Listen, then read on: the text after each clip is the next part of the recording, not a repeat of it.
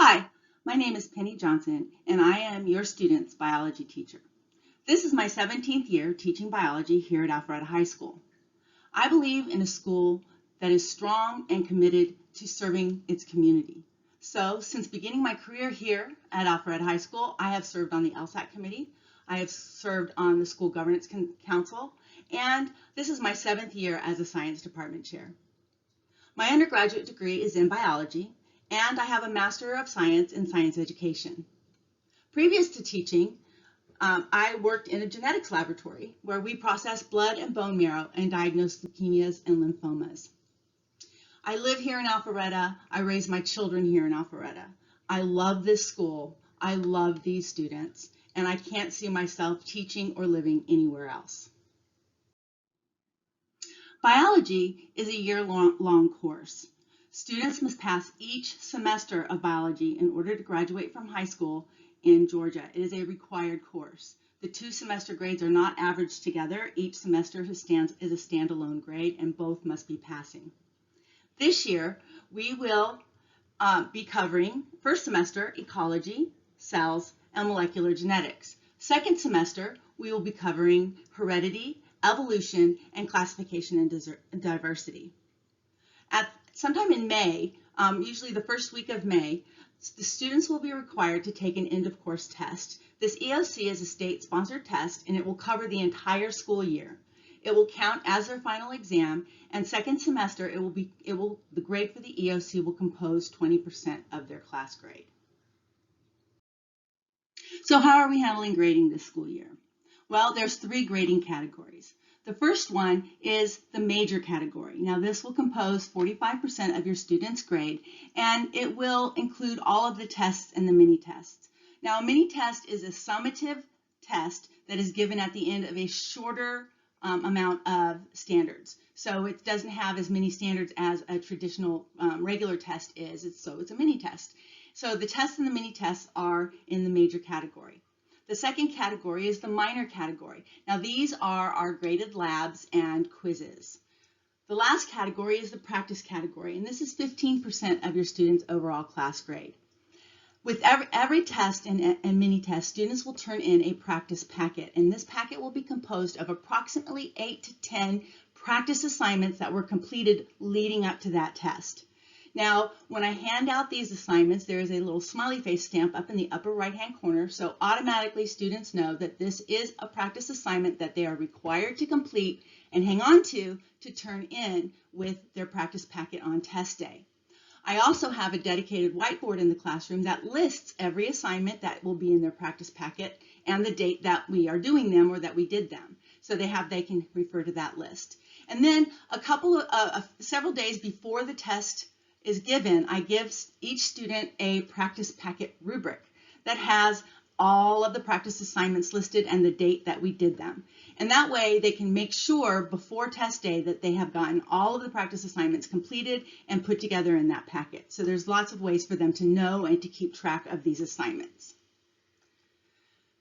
So how do you know if your student is doing okay in the class? If you want to check on your students' progress in the class, Infinite Campus is the best place to do it. I do my very best to grade things quickly and get grades posted as soon as I can. And I don't store up a lot of grades to put them in. I grade as I go, so to speak, and I try to get those grades in very quickly. When you look at assignments, if I have graded the assignment, there will be a number grade or the letter M. If there's a letter M, that means I've graded the assignment, but your student didn't turn it in. It's missing. And that letter M calculates in your student's grade as a 0. So this is one of the ways you can really keep track of whether or not your student is missing an assignment or missing a grade. If there's a letter M there, then it is missing, and they need to make sure they do it and hand it in. If the grade is blank, that means the assignment is I've put the assignment in the grade book, but I haven't finished grading everything yet. So it doesn't have a grade. So a blank grade is not a 0. It just means I haven't graded it. Now, Fulton County grading policy states that students can turn in any missing or makeup work for full credit up until 10 days before the end of the 9-week grading period.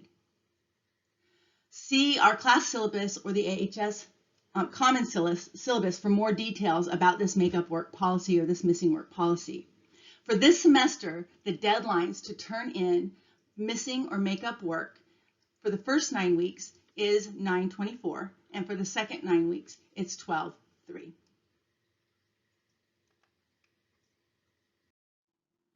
Okay, now this is my website. This is where you, as a parent or guardian, will go to get any information you need about this class and to stay informed about what we're doing in class. You can get to my website by going to the AHS faculty page on the AHS website. You'll find me, and next to my name is a link to this website. Click the link and you're here. Or you can just log in using that URL and bookmark it so that you'll always have it. You can see that right over there is my email address, and directly above me is a link to get to the present remote assignments should you want to see what those are about. There's also a page about me up there as well. Now, once you're on this page, you'll need to scroll down to find more information. So you scroll down a little bit from that starting point and you'll see all of these links and all this information. First, you'll see that my help sessions are Tuesday mornings at 7:30. Each department here are given a different day of the week to hold their help sessions, and this year science is Tuesdays. And we do that so that a student who might need help in more than one class doesn't have conflicting help session times. So science is Tuesday, so I am here every Tuesday morning, sitting here at 7:30, starting at 7:30, waiting for students to come in for extra help, should they need it. This is also a time students can come in and go over tests and quizzes and labs. And it's also a time that if a student has a lab to make up, they can come in, that they can't make it up at home, they can come in during this time and make up labs as well. You'll see that we also have a link here to our syllabus, the class syllabus, as well as the AHS Common Syllabus. We also have an FAQ sheet. These are frequently asked questions that we have found over the years are the questions that a lot of parents ask here at back to school night or at curriculum night. And so we've put the questions and the answers all together on a document for you to look at. If by chance, when we're all done with this video, if you have questions that are not addressed on the FAQ sheet, if you look below me, you'll see that there's another link, and this is a Microsoft Forms link that you can send a question to me, and I will get back to you as soon as possible with the answer. This form is only going to be open for this kind of questioning until I think the 18th of September. So if you have a question, like I said, that's not addressed on the FAQ sheet, please send it to me and I'm happy to answer your questions. You can also see there's a link for our recovery request form. Not that you fill it out, recovery is supposed to be initiated by the student. In fact, the Fulton County policy states that students can recover one major grade per 9 weeks, only one major grade per 9 week period, and that the recovery must be must be initiated by the student, and it must be completed before the next major grade. If it isn't completed by the next major grade, then it is no longer eligible for recovery. And again, you can see all the details about the Fulton County recovery policy on our class syllabus or the common syllabus. That you have links to both of them right here. Lastly, you'll see that there is a link to our agenda or plan book. And this is where you can get all the information about our daily lessons. And we'll take a look at that right now. Okay, so this is our class agenda, or you can call it a calendar. The platform is called Plan Book. And this is where, if your student misses a class, this is where they go to find out what they missed. And you've got this link on my website so that you can access it as well. So every day, this agenda has every lesson for every day fully detailed and explained. In this way, students are able, when they're out of school, they're able to keep up with the learning and the lessons and the assignments that are given. So there's lots of information on this agenda, not just an explanation of the assignments, but there's also information about what should be learned, what they should be focusing on as they're doing the assignment, what they should know, and what they should be able to understand when doing the assignment. I also include general information, if there's a little bit of information that they need to have about how to access something, or I try to put in reminders like this is graded, so this is kind of an important date. You need to make sure you keep up with this and you do this. So I'll have little notes sometimes, little bits of information that I'll put in there. I like to also list important vocabulary words, particularly at the beginning of learning those vocabulary words. I'll list them here in the agenda. Those are terms that we're either learning that day or that we're focusing on discussing that day. This is a very vocabulary heavy content, so I try to keep those vocabulary words in the forefront of the lesson. Any links to videos that we might be watching, video clips that we might be watching in class, I also put those links here on the agenda. Sometimes I just put links to videos that are helpful for that lesson, that are helpful for that content, and we may not watch it in class, but they correlate well with that lesson. So again, those links will be on the date that we're studying them. Homework is also listed here on the agenda. Typically, homework is not assigned for the sake of assigning homework in biology. Typically, if there is homework, it's because the assignment or the lab or the activity wasn't finished in class. So I don't usually assign homework for the sake of homework. Homework is usually because whatever it was didn't get finished in class, so it has to be finished at home so that we're ready for the next day. And also any assignments, any worksheets, any note sheets, any PowerPoints that are relative to that particular assignment or that particular lesson are attached. Any labs that can be made up at home are also attached. So again, if a student is out that day, they can read the details about what's being done, what's being covered, what's being learned, and then they can print out the makeup lab and make it up without having to come into school to make it up. So this is the agenda, and like I said, you do have access to it on my website. Now, the website is for you, the parent or guardian. The website is set up so that you have all of this information and access to all of these materials. But we actually have made things even easier for your students.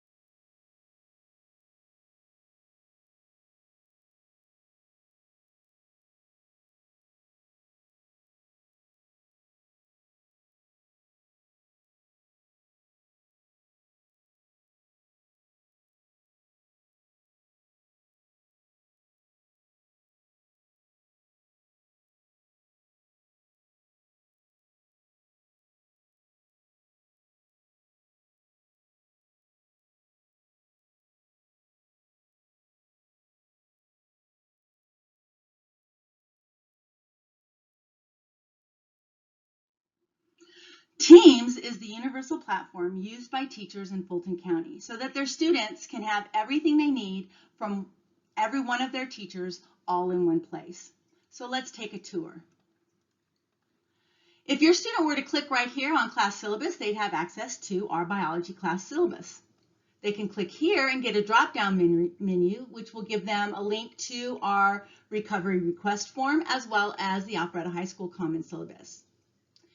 Over here to the side menu over here, you see that there's a link to assignments. This is where I can give assignments in Teams. Students can open them in Teams, complete them in Teams, click Turn In, and turn them in Teams. I can then grade them and return them back, all in Teams. Now this will probably only use should we go remote, but it is a very easy way for us to keep track of assignments by assigning them, completing them, turning them in, and keeping track of the grades. The general channel is the channel that Teams opens up to, and this is where I can post messages to the students. You can see I've given them a message here where I've given them a tour of the team, of what all's on Teams. I can also upload files that I might need to give the students as well on this channel. The next channel is our Agenda Planbook channel, and this will take them to our agenda, just like the one I showed you earlier. So they can have access to all of that information and access to all of the attachments. The class meeting channel is where we will have a link should we go remote This is where students, this is the channel students will go to click the link and join our virtual class meeting.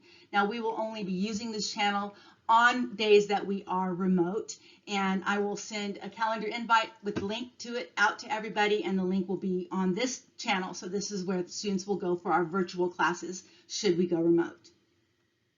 This channel has the PR assignments. So again, should your student take a present remote day, this is where he or she would go get the assignment that they would be required to complete on that day.